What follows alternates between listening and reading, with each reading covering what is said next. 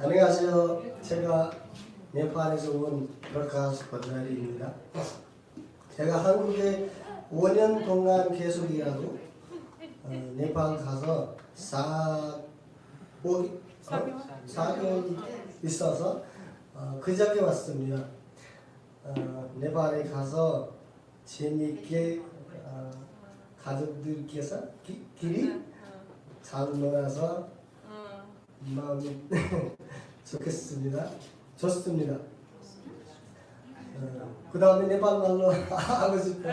한국말 다 까먹어요. 그러니까 한국말 좀 까먹었어. 원래. 머리가 너무 길었는데 네팔 가서 다 말려버리고 왔습니다. 그래서 살이 또 빠져 있을 것 같은데. 더 좋아, 해춘. 거기 더 좋았어. अब नेपालीमा मेरो नाम प्रकाश भण्डारी हो। मेरो घर चाहिँ दैलेख हो। नेपाल चाहिँ कोरिया चाहिँ 5 वर्ष बसेर कमिटेड अस्ति आएँ 4 महिना जति बसेर नेपाल गएर जोस् रमाइलो भयो। साथीभाइसँग भेटघाट भयो, परिवारसँग घुम्न गइयो। पूर्व पोखरासम्म पुग्ने अवसर मिल्यो। पोखरातिर घान्द्रुकसम्म पुग्यो। अनि पश्चिम चाहिँ उता हाम्रो कञ्चनपुरको एउटा के भन्छ कञ्चनपुरको टनकपुर नाका भन्नेसम्म पुग्यो। टनकपुरबाट चाहिँ हाम्रो नेपालको सिमाना छुट्टिँदो रहेछ।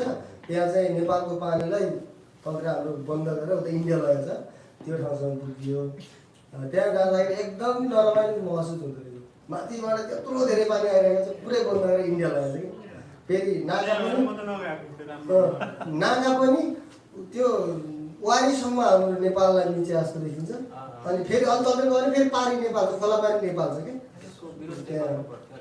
एकदम नरमाइलो, फोटो खिच्न पनि अप्ठ्यारो लाग्यो। त्यहाँ गएर खासै रमाइलो हेर्न चाहिँ गयो, घुम्न गयो, तर रमाइलो महसुस चाहिँ त्यहाँ गएर भयो। अनि त्यो प्रयागराजमासम्म पुग्यो त्यो महाकुम्भ मेला इन्डियाको। अरू त रमाइलो, यात्रा रमाइलो हो।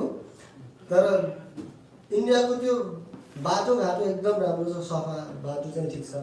तर त्यहाँको स्थानीयहरूको खै बढी स्थानीय मान्छे बढी भएर हो या त्यहाँको के आर्थिक अवस्था पनि त्यस्तै भएर हो। एकदमै फोहोरी, बस्न पनि एकदम गाह्रो, नास्ता खान पनि गाह्रो। अनि रेल यात्रा गर्ने अवसर पनि प्राप्त भएको थियो। रेलमा बस्ने त्यो कुर्सी त कुर्सी थियो, 4 जना ठाउँमा 6 जना बसेका थिए। भुइँमा दुईटा रेल बस्ने चेयरको बिचमा यता कोलियामा मान्छे बस्ने ठाउँ नभएर अनि एकदम गाह्रो यात्रा चाहिँ एकदम गाह्रो हो।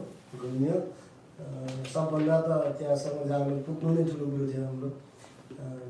रमाइलो पनि भयो। अयोध्या जाने अवसर पनि मिल्यो। अयोध्या एकदमै सुन्दर, राम्रो, सफा पनि छ अयोध्या।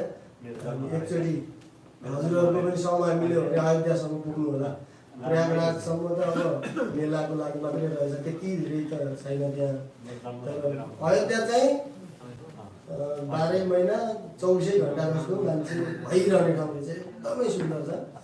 त्यहाँ गयो, त्यसपछि घुमघाम, परिवारसँग भेटघाट, त्यति नै भएर कोरिया पुगेँ। धन्यवाद।